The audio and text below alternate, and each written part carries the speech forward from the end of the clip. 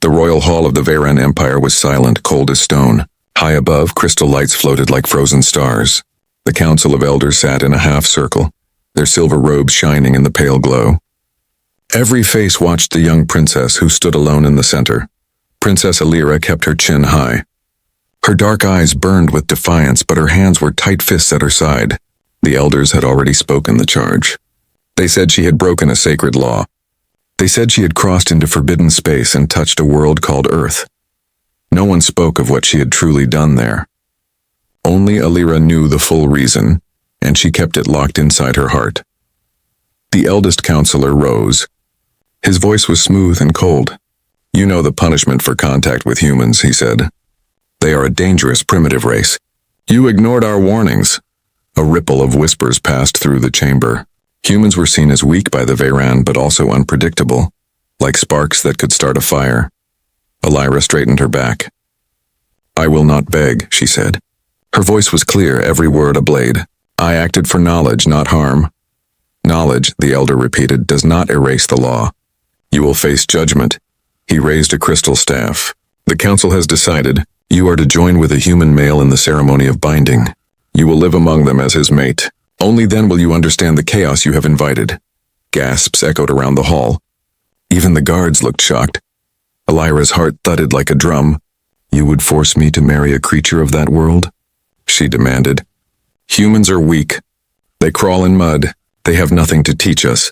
That," the elder said, "is what you will learn or disprove. This is our final word."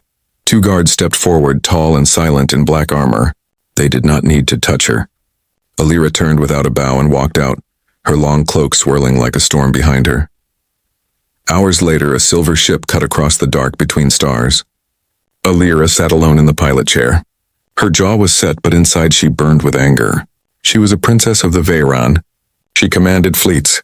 Now she was sent to a small blue planet as if she were a child being punished. Through the wide view glass she saw Earth appear, white clouds swirling over blue oceans. So small, so fragile. She whispered to herself, weak and primitive. Yet something deep in her chest tightened, a feeling she did not name. The landing craft slid through clouds and touched down in a hidden valley of tall pines. The air outside smelled of rain and soil, strange but alive. She stepped onto the soft ground. Her silver boots left no sound. A figure waited near a small wooden cabin. A human male, broad-shouldered but calm, stood with hands in his pockets. His dark hair ruffled in the wind. He wore simple clothes, denim, a plain shirt, but his eyes held steady as he watched her. "So," he said quietly, "you're the one they sent." Alira studied him. He did not bow. He did not show fear. "I am Princess Alira of the Veyran Empire," she said, voice cool as ice. "I was not sent. I was exiled." "Name's Daniel," he replied. "I was told you'd be different." He stepped closer. Not too close, but enough that she could see the small scars on his hands. There was strength there, not the weakness she had imagined. "I do not plan to stay," she said. "This is a duty only. When the council ends this game, I will return." Daniel gave a small shrug. "Maybe, but while you're here, we start with a handshake. It's polite where I come from." He reached out his hand. Alira almost laughed. The gesture seemed foolish. She was about to refuse, to remind him that her people did not share casual touch with outsiders. Yet something, a whisper in her mind, urged her to accept. Slowly, she extended her gloved hand. Their palms met. The world shifted. A shock of heat rushed through her arm, bright as lightning. Light flared at the edge of her vision. She tried to pull back, but her muscles locked. Daniel's eyes widened. He felt it too. For a heartbeat, the forest fell away. Stars, endless and white, filled her sight. A deep hum sounded inside her chest like the memory of an ancient song. Her heart raced faster, matching a rhythm that was not her own. Then it was gone. Alira staggered back, breath sharp. Her glove smoked where his skin had touched. Daniel stepped away, his own hand trembling. "What was that?" he whispered. Alira looked down. A faint silver glow pulsed beneath her skin, tracing a pattern on her wrist. A pattern she had only seen in old Veyran prophecy. She hid her hand behind her cloak. "Do not touch me again," she said, but her voice was not steady. Daniel met her eyes. "I didn't do anything," he said softly. But something just woke up. Above them, the sky darkened as evening fell. Elira stared at the human before her and felt a chill that was not from the wind. Somewhere in the stars, forces older than her empire were moving, and with one simple touch, her punishment had already begun. The night air in the valley was still heavy with what had happened. Elira sat inside the small wooden cabin, her eyes fixed on the strange silver mark glowing faintly on her wrist. She kept it hidden beneath her sleeve, but she could still feel it pulsing, warm and alive, like a second heartbeat. Daniel moved around the cabin quietly. He made a small fire in the stone hearth, then placed a pot of water above it. His movements were simple, steady. He did not ask questions, though his eyes kept drifting to her as if he too felt the weight of what had passed. "You're shaking," he said finally.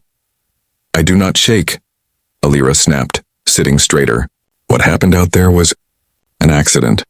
Nothing more." Daniel stirred the fire with a piece of wood. "Accidents don't make light come out of your skin."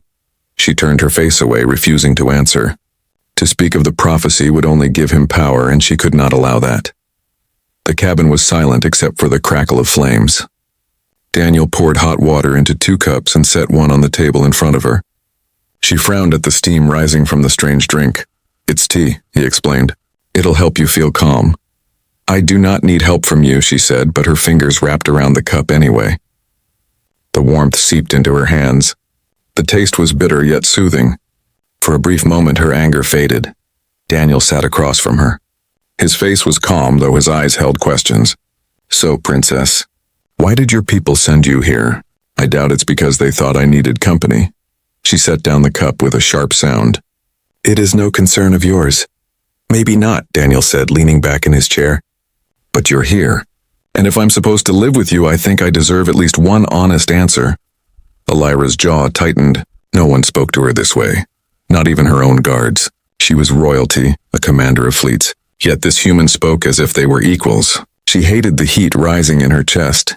Anger, confusion, and something else she did not name. "You are nothing but a tool in their game," she said coldly. "I was punished." "And you are my punishment," Daniel raised an eyebrow. "I don't feel like much of a punishment." The words caught her off guard. For a moment she almost laughed, but she pressed her lips shut. Later that night she tried to sleep in the narrow bed given to her, but every time she closed her eyes she saw the flash of stars, the endless light, the strange hum in her chest when their hands had touched. The mark on her wrist glowed faintly in the dark. She whispered to herself, "This cannot be real." But it was. Morning came with pale light spilling through the cabin windows. Daniel was already outside chopping wood. Elira stepped out, her cloak wrapped tight around her. She watched as the axe struck again and again, his movement strong, steady. His face was damp with sweat, but he did not falter. Something inside her twisted. She had called humans weak. Yet here was this man enduring simple, endless labor without complaint. Not weak, not soft. He looked up and caught her watching. "Want to try?" he asked, nodding toward the axe. She scoffed. "I command ships. I do not split wood." "Figures," Daniel said with a small smile. He turned back to his work. Somehow that smile stung more than an insult. Later that day they shared another meal. Bread and soup, simple and plain. Elira picked at it with disdain. Yet when their hands brushed while reaching for the same bowl, the mark on her wrist flared again. She gasped and pulled back, her chair scraping against the floor. The glow burned through the fabric of her sleeve, visible even in daylight. Daniel froze. His own hand showed a faint shimmer now, the same silver lines crawling over his skin. "Elira," he said slowly. "This isn't just you. It's me too," her breath caught. She wanted to deny it, but the truth shone between them. "Two marks, the same shape, the same glow?" "No," she whispered. "This bond, it should not exist. Humans cannot—" She stopped herself, heart pounding. If the council knew this was happening, if they realized the bond was real, they would never let her leave. Daniel leaned forward. "You said I was your punishment, but it feels like something else. Something bigger." She stood abruptly, her cloak swirling. "Do not speak of it again. Do not touch me. Do not look for answers. This is not your world." But even as she said the words, she felt the truth inside her chest. The bond was real, whether she wanted it or not. That night, Elira stepped outside to breathe the cool air. The forest whispered around her, dark and alive. She lifted her wrist, staring at the glowing mark. It pulsed like a star trapped beneath her skin. She heard footsteps behind her. Daniel's voice was quiet. I don't know what this is, Alira, but it's not an accident. Maybe we're supposed to figure it out together. Yeah. She turned to face him, her eyes sharp. If you value your life, stay away from me. Yet even as she spoke, her body betrayed her. The mark burned brighter, pulling her toward him like gravity. Alira clenched her fist, fighting against it. But deep inside, she already knew. This was not punishment. This was destiny, and it was only the beginning. Cliffhanger.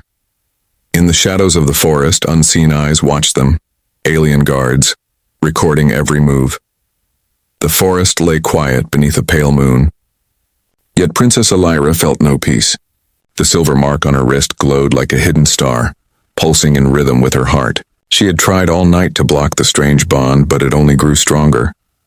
Inside the small cabin, Daniel studied the same mark on his own hand. He held it under the lamp, turning his palm back and forth. The faint silver lines shaped a pattern, a spiral inside a circle, like an ancient map. When Alira stepped in from the cold, he looked up. Still glowing, he said quietly. And you still don't want to talk about it? She shut the door with a snap. There is nothing to say. Daniel gave a dry laugh. Sure, because random glowing symbols are normal where you come from? Alira ignored him, but her chest tightened. That symbol was no random sign. She had seen it once, long ago, in a forbidden text hidden deep in the royal archives. A prophecy of a union between stars and soil, between the Veyran and a lost branch of their own bloodline. She had always believed it was myth. Now the mark burned on her own skin. Morning came with a gray sky. Daniel suggested a walk, saying fresh air might clear their minds. Alira wanted to refuse, but the cabin walls felt too close, and the bond's silent pull urged her forward. They followed a narrow trail through the pines. The earth smelled of rain and moss. Birds called in short, sharp cries. Daniel glanced at her wrist. Does it hurt? It is. Distracting, she admitted. He smiled a little. That's an improvement. Yesterday you said it was nothing. Do not think this makes us allies, she warned. But her voice lacked its usual edge. They walked until the trees opened onto a small clearing. In the center stood an old stone well covered in ivy. Daniel slowed, frowning. I've never seen this before. I hike here all the time. Alira stepped closer. Symbols covered the stones, faded but still clear. Her breath caught. They matched the lines of the mark on her wrist.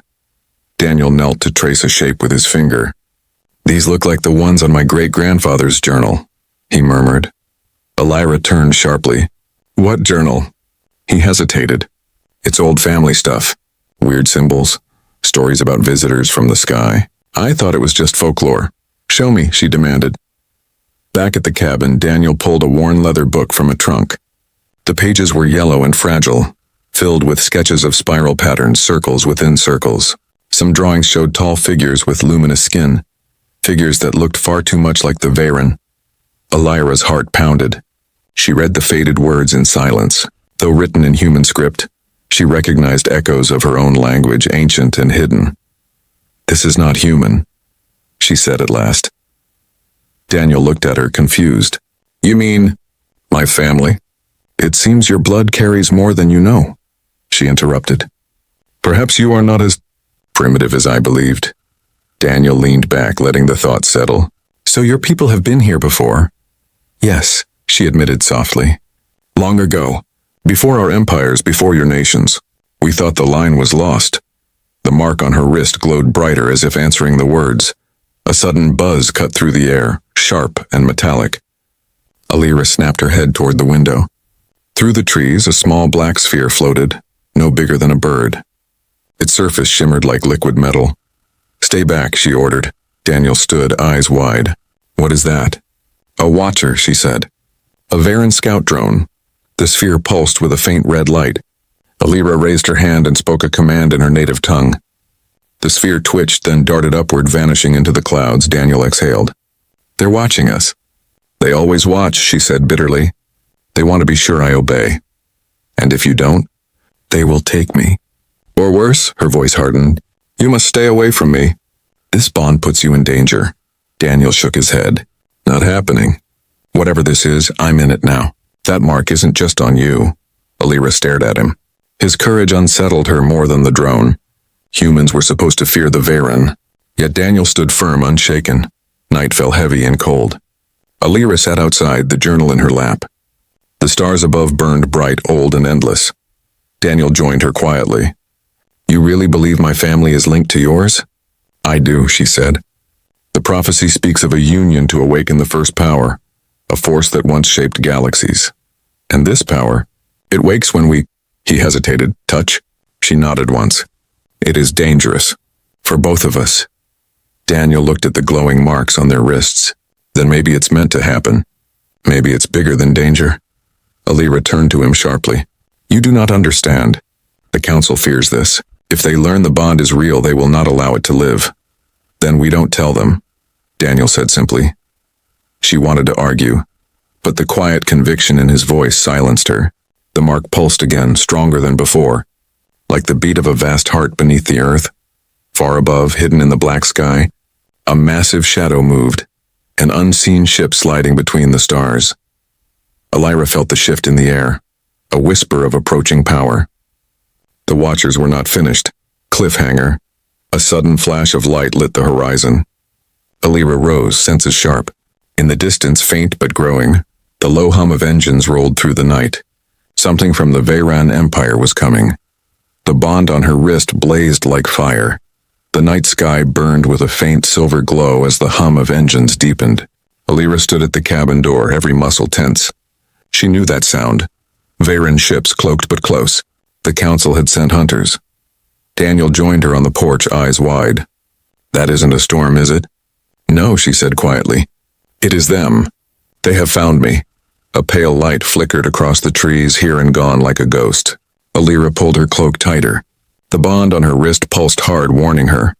"We need to move," Daniel said. "They will track me anywhere on this world," she replied. "Running will only bring them to more humans." "I will speak with them." "You mean, talk to the people who exiled you?" "I must," she said, "but not in their way." Inside the cabin, she opened a small silver device hidden inside her travel bag. With a soft click, it unfolded into a floating disk of light. Ancient symbols rippled across the air. Daniel stepped back. "Is that a communicator?" she finished. "Encrypted. They cannot know you are here." She placed her glowing wrist above the disk. Light shot upward, forming the shimmering image of Elder Vare, the council leader. His face was stern, eyes bright as stars. "You dare contact us?" His voice boomed. "Your time of silence was meant for reflection, not rebellion." Alira straightened. "You sent hunters. And this chase. Speak the truth." "The truth?" Vare's eyes narrowed. "You broke our oldest law. Humans are chaos. They must never join with us." "They are not chaos," she said, voice rising. "You knew this would happen. The mark, the bond. You planned it." The elder said nothing. His silence was answer enough. Daniel, unable to stay quiet, stepped into view. "Why us? Why me?" Vare's gaze snapped to him. "So the human speaks," he said with faint disgust. "Your bloodline carries a spark long thought lost. Our ancestors once walked beside yours. Long ago, before your world forgot the stars." Daniel's heart pounded. "You mean humans and Varen were once the same?" "A single people divided by war and distance," Vare said. "Your line kept the first power hidden in your flesh. We feared it. We hid from it." Alira's breath caught. "So my punishment, it was a test. You wanted the power to wake." The elder's image flickered. "It was necessary. But now the bond has formed, and that is dangerous. End it, or we will." The disk went dark. Daniel exhaled hard. "They used you. They used both of us." Alira closed the communicator, her face pale. "Yes, they fear what we might become together." Outside, the humming grew louder. Lights moved through the clouds, sleek shapes gliding just above the treetops. "They're here," Daniel said. "We cannot fight their fleet," Alira whispered. Her mind raced. "But we can hide what matters. The bond?" She nodded. "If they cannot break it, they will try to take you." Daniel stepped closer, his mark glowing bright. "Then we stay together. I'm not leaving." "You do not understand," she said. "The first power is older than both our races. It bends gravity, time, life itself. If they capture you, they will use you to control it." Daniel met her eyes. "Then teach me. Show me what this power is before they arrive." They left the cabin and climbed toward a ridge where the forest opened to a wide stretch of sky. The night air buzzed with energy. Alira raised her marked wrist, chanting soft words in her native tongue. The mark blazed and the ground trembled beneath them. Daniel felt a surge, warm, electric, like the heartbeat of the planet itself.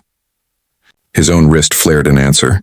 Stones around them lifted an inch into the air, weightless. This is us, he said, awe in his voice. This is the first power, Alira confirmed. It answers to the union of our blood. Alone, neither of us could call it. The humming of the ships drew closer, a low thunder in the clouds. Alira lowered her hand and the floating stones sank gently to the ground. Daniel looked at her, determination in his eyes. We can fight them. We can resist, she corrected. But we must be clever. They will not stop until they have the power. A flash of blue light lit the forest as a Varen landing craft appeared in the clearing below. Dark figures stepped out. Tall soldiers in black armor, weapons glowing. Alira grabbed Daniel's hand. The bond flared like a star between them, a bright arc of silver light. The soldiers hesitated, shielding their eyes. One of them shouted into a communicator. The words were sharp, urgent. They fear it, Daniel whispered. For now, Alira said. But they will adapt. We must decide, stand and fight or escape into the wild. Running only delays them, Daniel said. But if this power can move worlds, maybe we can send a message. Maybe we can warn Earth. Alira looked at the glowing marks. Yes, she said softly. Together we can reach beyond the stars. The soldiers advanced, weapons raised. Wind whipped through the clearing as the first power answered the bond, a deep vibration shaking the earth. Alira tightened her grip on Daniel's hand. Hold on, she said. This is only the beginning, cliffhanger. The ground split with a sudden roar. A column of silver light shot skyward, cutting through the clouds and the approaching ships. The Varen soldiers froze. High above, the largest warship began to tremble, drawn toward the beam as if by an unseen force. Daniel felt the pull of the cosmos in his bones. Alira's voice rang clear through the chaos. They cannot stop us now. The silver beam that shot into the clouds faded as quickly as it came, leaving the night charged and trembling. Alira and Daniel stood on the ridge, their joined hands still glowing. Below them, the Varen soldiers recovered from their shock. Weapons hummed with deadly light. They will fire soon, Alira said, her voice low but steady. Stay close. Daniel tightened his grip. I'm not letting go. The soldiers moved forward in a slow arc, their black armor catching faint starlight. The largest of them raised a crystal blade. Princess Alira, he called in the Varen tongue. Release the human. Come willingly and no harm will come to him. They lie, Alira whispered. I guessed that, Daniel replied. The soldiers advanced another step. The humming of their weapons built into a sharp whine. Alira raised her free hand and spoke in her native language. The mark on her wrist flared white. The ground beneath the soldiers buckled and split, sending a shockwave through the clearing. Trees shuddered. Loose rocks flew upward as if gravity had forgotten them. The soldiers staggered but held their formation. Daniel felt the same strange force rush through him, stronger than before. His heartbeat merged with hers until he could not tell where one ended and the other began. We can push them back, he said. It will drain us, Alira warned. But we have no choice. They stepped forward together. Their joined marks ignited like twin suns. A blast of silver energy rolled out in a circle, striking the soldiers and throwing them to the ground. Their weapons flickered and died. For a moment there was silence except for the roar of wind. Then a deeper sound rumbled across the valley, a vast metallic growl. High above, the largest Varen warship descended through the clouds. Its hull was black glass, miles wide, lit with cold blue fire. Daniel's breath caught. That is a ship? It is their flagship, Alira said. And it carries enough fire to burn this world. From the warship's underside, a voice boomed across the sky. Alira of Vera, cease this madness. The power belongs to the council. You cannot win. Alira stepped forward, cloak snapping in the rising wind. You fear the power because you no longer deserve it, she called back. You would chain it. I will not. The voice thundered again, colder. Then you and your human will be erased. Blue energy gathered beneath the ship, a bright sphere forming like a miniature star. Daniel felt the ground vibrate. They're charging a weapon. Yes, Alira said. We must answer now or die. She turned to him, eyes fierce. Follow my words exactly. Always, Daniel said. They clasped both hands, their marks locking like pieces of a single pattern.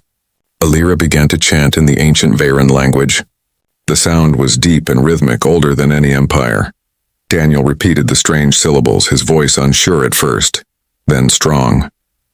Their combined voices echoed across the ridge, rising above the ship's growing hum. The silver mark on their skin erupted in a flood of light.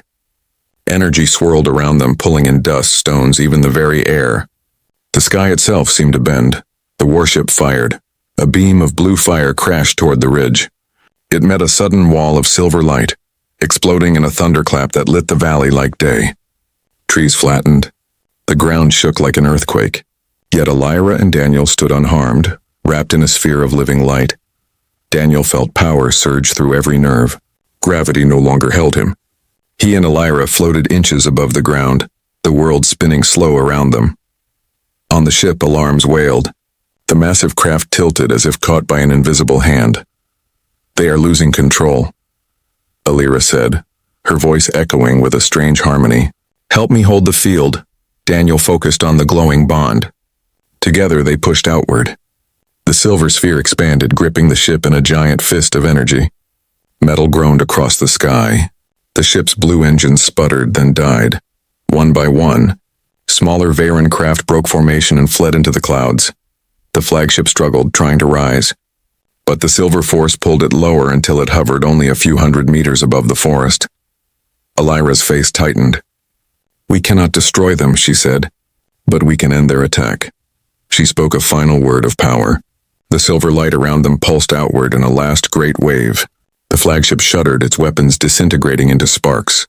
Then the giant craft drifted backward, powerless, carried away by the wind. Silence fell.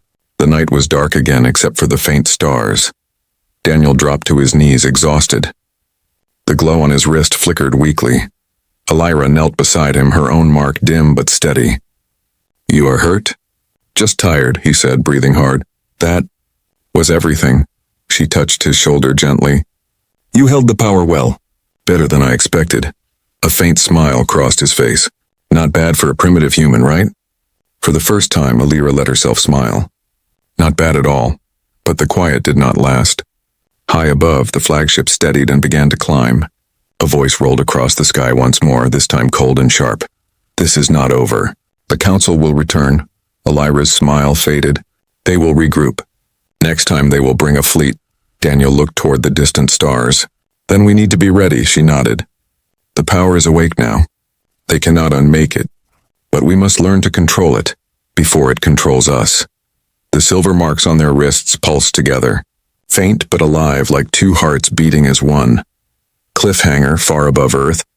Beyond the retreating flagship, a dark shape stirred at the edge of the solar system, something even larger hidden in the black. A deeper threat watched and waited, older than the council, drawn by the sudden flare of the first power. The forest lay quiet after the battle, yet the air still hummed with a strange charge. Alira and Daniel stood on the ridge, hands loosely joined. Their silver marks glowed faint and steady, like twin stars that refused to fade. Far above, the crippled Varen flagship drifted into the upper sky. No more weapons fired, no more soldiers approached. For the first time since her exile, Alira felt the night breathe. Daniel exhaled, his chest rising and falling with slow relief. "Is it really over?" "For now," Alira said. "But the council will not accept defeat. They will send messages, perhaps a fleet. We have bought time, nothing more." Daniel looked at the mark on his wrist, still shining softly. "Time's enough to figure out what this power wants." Alira studied him. Dirt streaked his face, his shirt torn from the fight, yet his eyes were calm. He did not look like a man who had faced an empire and lived. He looked ready. "You hold the power as if you were born to it," she said. "Perhaps you were." They returned to the cabin before dawn. The small wooden house felt different now, less like a hiding place, more like a beginning. Alira moved through the rooms, touching each wall as if memorizing the shape of this new life. Daniel brewed tea and set a cup before her. "What now?" he asked. She sat across from him. "We learn. The first power is more than a weapon. It is a bridge between our races. If we understand it, we can protect this world and others." He nodded slowly. "Then we start today." For a time they sat in silence, watching the thin steam rise from their cups. Outside, the first birds of morning called through the trees. Later, they hiked back to the ancient stone well where their marks had first answered. In daylight, the carvings shone clearer, circles within circles, the spiral of a galaxy. Alira placed her palm on the stone. The symbol on her wrist flared in response. "This place is a key," she said. "Your ancestors knew the path to the stars. They left it for you." Daniel traced the same pattern. "Maybe they were waiting for you too." A warm breeze swirled through the clearing. The ground vibrated gently, not in warning but in welcome. A faint column of silver light rose from the well, spiraling upward until it disappeared into the sky. Alira's voice softened. "It is calling to the other worlds. A signal of peace. The council will hear it, and so will those beyond them." Daniel gave a half smile. Then Earth just said hello to the galaxy. Night fell again, clear and star-filled. Alira and Daniel climbed the ridge once more, their marks glowing brighter with each step. Above them, the crippled flagship had vanished, but the stars themselves seemed closer. Daniel tilted his head back. "I never thought I'd look up and feel connected." "You are connected," Alira said. "Not only to me, to the cosmos itself." She turned to face him. For a heartbeat, neither spoke. The silver light from their marks bathed their faces. The bond between them was no longer a mystery, no longer a punishment. It was choice. Daniel reached out, his hand steady. "Then let's choose." Alira placed her palm against his. The marks fused in a single flash of white. Warmth flowed through them, deep and endless. Around them, the ridge glowed like dawn. Far across the galaxy, the Veyron Council watched the signal from hidden chambers. Elder Vare's eyes narrowed as he studied the swirl of light stretching from Earth into the void. "She has done what we feared," he said. "The union is complete." Another elder asked, "Shall we send the fleet?" Vare shook his head slowly. "No, the power will not be bound. To fight it is to lose everything, perhaps. It is time to speak of alliance." The chamber fell silent. Old walls of fear began to crack. Back on Earth, Alira and Daniel stood side by side as the silver glow faded to a soft shimmer. The forest was quiet again, but the night sky seemed alive with possibilities. Daniel smiled. "So, what do we call ourselves now?" Alira looked upward, her eyes reflecting the stars. "Partners, guardians, perhaps the first of many." She turned to him fully. "Will you walk this path with me wherever it leads?" He squeezed her hand. "Always." Their marks pulsed in answer, two lights beating as one heart. Above them, the heavens stretched wide. No longer a distant mystery, but a promise. Far beyond their sight, in the dark edge of space, an even older presence stirred, a silent watcher awakened by the signal of the first power. Its vast form shifted among the stars, neither enemy nor ally, but something greater. The journey of Alira and Daniel had only begun.